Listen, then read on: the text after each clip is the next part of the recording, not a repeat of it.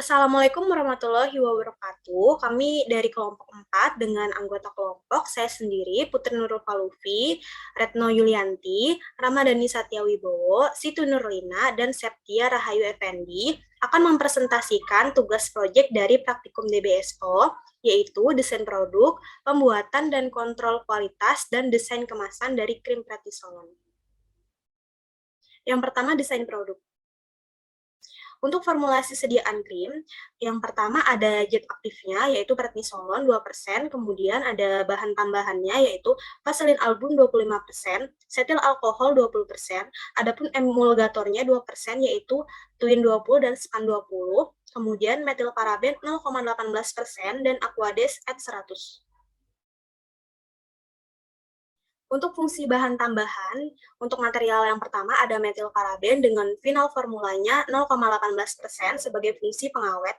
Kemudian ada vaselin album dengan final formulanya 25% sebagai emulien. Kemudian ada water dengan final formulanya 100% sebagai pelarut. Kemudian ada Span 20 dengan final formulanya 2% sebagai emulgator. Kemudian Twin 20, final formulanya 2% sebagai surfaktan non-ionik. Dan ada setil alkohol, final formulanya 20% sebagai emulien dan mengemulsi. Selanjutnya yaitu kehalalan bahan tambahan. Yang pertama yaitu ada metil paraben. Metil paraben ini yaitu halal karena bahan ini banyak digunakan dalam berbagai produk kosmetik dan merupakan senyawa sintetik kimia yang berfungsi sebagai pengawet. Yang kedua yaitu ada vaselin album. Vaselin album ini halal karena bahan ini banyak digunakan sebagai bahan dalam berbagai produk kosmetik dan dalam beberapa aplikasi pada makanan. Selanjutnya yaitu water. Water ini juga halal karena komponen terbesar dan terpenting. Selanjutnya yaitu Span 20, ini syubhat karena tergantung pada kehalalan sorbitol yang digunakan dalam pembuatannya. Selanjutnya yaitu ada Twin 20. Twin 20 ini halal karena asam laurat yang digunakan diperoleh dari minyak kelapa. Dan yang terakhir yaitu setil alkohol.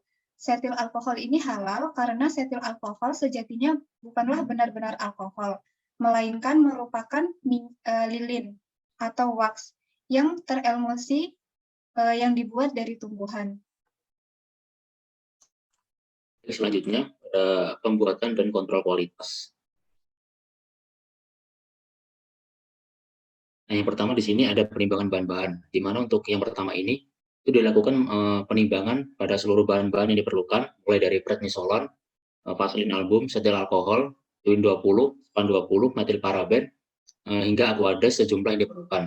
Untuk yang kedua di sini yaitu pembuatan fase minyak, di mana untuk yang kedua ini dilakukan memasukkan fase minyak yang terdiri dari vaselin album, setil alkohol, dan Span 20 ke dalam gelas beker dengan ukuran 250 ml. Kemudian kemudian alihkan campuran fase minyak pada water bath dengan suhu 75 derajat Celcius. Kemudian panaskan sambil sesekali diaduk hingga meleleh sempurna serta homogen. Kemudian tak lupa untuk menjaga suhu agar tetap dengan suhu 60 derajat Celcius. Kemudian yang ketiga ini ada pembuatan fase air, di mana yang ketiga ini memasukkan fase air yang terdiri dari Twin 20 metil paraben serta air ke dalam beker gelas dengan ukuran 500 ml. Kemudian panaskan campuran fase air pada water bath dengan suhu 75 derajat Celcius. Kemudian panaskan sambil sesekali diaduk untuk menjaga suhu agar tetap 60 derajat Celcius. Kemudian yang keempat di sini ada fase minyak dan fase air, di mana di sini adalah proses pencampuran antara fase minyak dan fase air. Fase air itu mencampurkan fase minyak ke dalam gelas beker ukuran 500 ml berisi fase air yang sudah dipanaskan dan diaduk dengan homogenizer selama 15 menit. Kemudian lakukan percepatan dengan kecepatan 1500 rpm, sembari dijaga suhunya agar tetap hangat selama pencampuran. Kemudian yang kelima di sini ada penambahan zat aktif. Di sini bobot zat aktif yang ditimbang kemudian dibagi pada 3 kertas permanen, ditambahkan 3 kali selama pengadukan. Yang pertama kali setelah basis terbentuk dan penambahan berikutnya berselang 30 detik.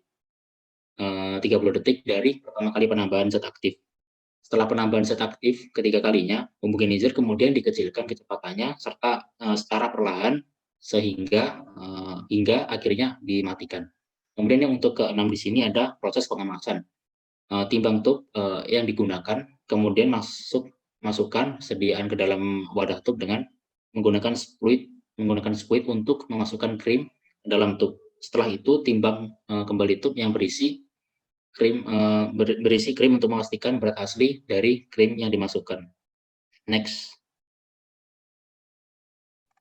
Kemudian untuk evaluasi desain produk sediaan semi solid, itu yang pertama ada uji organoleptik. Ini dilakukan pengamatan secara visual untuk melihat bentuk sediaan mulai dari warna, bau, tekstur, serta kemungkinan pemindahan fase. Untuk yang kedua itu ada uji homogenitas. Ini dilakukan dengan cara mengoleskan 0,1 gram sediaan pada kaca transparan. Kemudian sediaan uji harus menunjukkan susunan yang homogen jika bahan yang digunakan dengan skala besar. Uji ini dilakukan dengan sampling pada sediaan bagian atas, tengah, dan bawah. Untuk selanjutnya ada uji daya sebar. Uji daya sebar ini dilakukan dengan cara krim sebanyak 0,5 gram diletakkan di tengah-tengah kaca, kemudian ditutup dengan kaca lainnya. Biarkan selama 1 menit dan catat diameternya. Setelah itu, perlahan-lahan tambahkan beban satu persatu dari beban paling kecil hingga beban paling besar. Masing-masing dibiarkan selama 1 menit dan dicatat apabila ada perubahan selama pengujian berlangsung. Selanjutnya itu uji pH.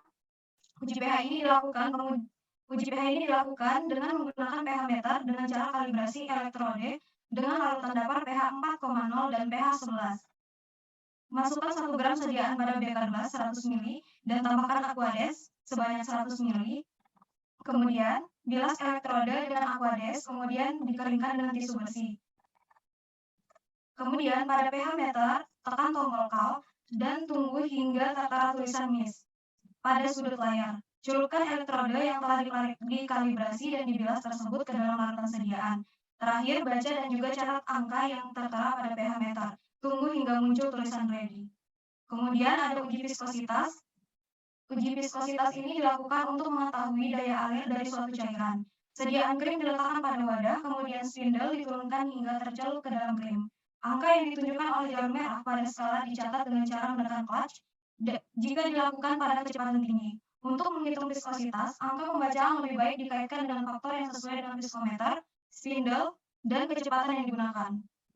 Untuk memperoleh ketelitian tinggi, hindari pembacaan di bawah 10 dan di atas 100. Dengan mengubah RPM, akan didapatkan viskositas pada berbagai RPM. Jika ingin mengganti spindle, dimatikan, atau disarankan itu untuk dimatikan jika pembacaan kurang dari 10 atau lebih dari 100. Sebelum membersihkan alat, spindle harus dilepas terlebih dahulu. Viskositas sediaan dihitung dan dibuat reogramnya.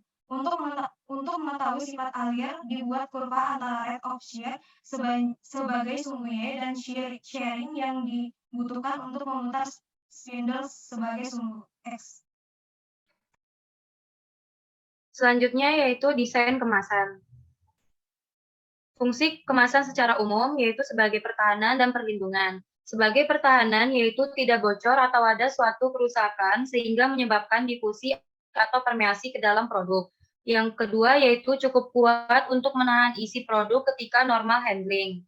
Kemudian fungsi kemasan yang kedua yaitu perlindungan dari cahaya, perlindungan dari kelembapan, perlindungan dari kontaminasi biologis, kemudian yang keempat yaitu kerusakan dari mekanis. Selanjutnya, desain kemasan primer sediaan semi solid. Yang pertama ada plastik. Plastik ini paling ekonomis karena harganya yang relatif murah dan dapat disesuaikan menjadi berbagai bentuk. Kemudian yang kedua ada logam. Logam ini mudah teroksidasi ringan, tidak berbau, non-toksik, dapat melindungi dari kontaminasi mikroorganisme, korosif, dan harganya mahal. Kemudian yang ketiga ada gelas, yaitu kuat, keras, sebagai penghalang yang baik terhadap semua unsur kecuali cahaya, mudah pecah, dan harganya terjangkau. Selanjutnya yaitu kemasan krim. Kemasan krim ini ada dua, yaitu yang pertama ada pot, dan yang kedua ada tub. Yang pot ini terbagi menjadi dua, yaitu kaca dan plastik, dan yang untuk tub ini juga ada dua, yaitu plastik dan plastik. Selanjutnya yaitu yang pertama kemasan pot. Kemasan pot dapat terbuat dari bahan plastik, logam, atau kaca. Umumnya, kemasan pot digunakan untuk sediaan semi-solid yang dapat digunakan berulang dalam jangka waktu yang cukup panjang dengan mengoleskan sediaan ke bagian tubuh yang dituju. Kemudian selanjutnya yaitu kemasan tub. Kemasan tub terdiri atas plastik. Polimer yang biasanya digunakan pada wadah plastik ini yaitu polyethylene terephthalate yaitu PET, high density polyethylene HDPE, kemudian polyvinyl chloride yaitu PVC, kemudian low density polyethylene yaitu LDPE, kemudian polypropylen yaitu PP, yang terakhir yaitu polistiren yaitu PS. Tapi pada kali ini kita menggunakan bahan dari polipropilen yaitu PP. Pada kemasan polipropilen PP ini yaitu bahan yang digunakan bersifat keras tapi fleksibel, kemudian kuat, tidak transparan tapi tembus cahaya, tahan terhadap bahan kimia, melunak pada suhu 140 derajat Celcius, kemudian permeabilitas terhadap oksigennya tinggi tetapi terhadap uap air rendah, kemudian melindungi dari panas yang tinggi dan bahan kimia. Kemudian pada kemasan tub plastik ini memiliki harga yang murah, kemudian kemasan praktis, krim yang tersisa dalam kemasan ini lebih banyak dibanding tub dari logam, mempunyai sifat khas dapat menyerap kembali sehingga mencegah produk mengalir keluar. Kemudian fleksibel sehingga mudah untuk digunakan. Selanjutnya ada tub metal. Bahan yang digunakan untuk collapsible tube itu ya ada timah, aluminium, dan timbal. Pada kali ini tuh kami menggunakan aluminium. Bahan yang digunakan itu adalah aluminium. Ini dapat ditekan, krimnya itu sudah keluar dari kemasan, tidak dapat masuk kembali. Tidak banyak krim yang tertinggal dalam kemasan, mudah dibawa, dapat melindungi sediaan dari oksidasi dan mencegah mengeringnya sediaan. Jumlah pemakaian dapat dikontrol. Baik, selanjutnya untuk contoh desain kemasan krim. Next. Yang pertama ini merupakan desain kemasan dari kemasan primer krim prednisolon, di mana di sini adalah tampilan depan dari tub krim. Next. Nah, berikut adalah tampilan tub dari belakang. Next.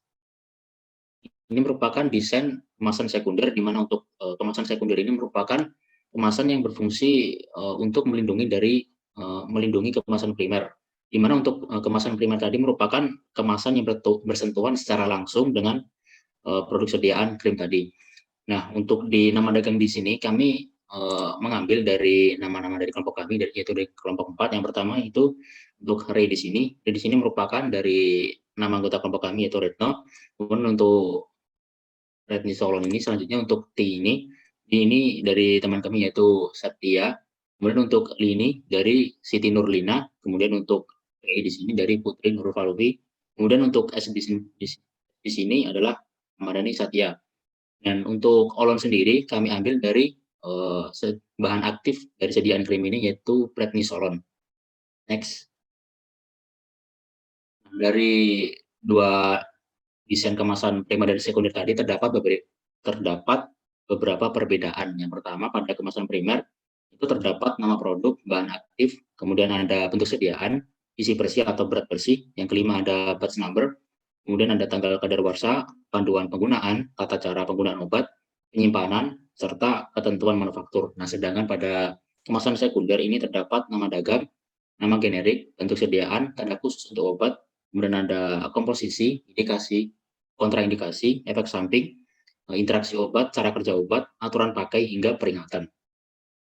Sekian pemaparan dari Borang serta hasil diskusi kami. Kurang lebihnya mohon maaf. Terima kasih. Assalamualaikum warahmatullahi wabarakatuh.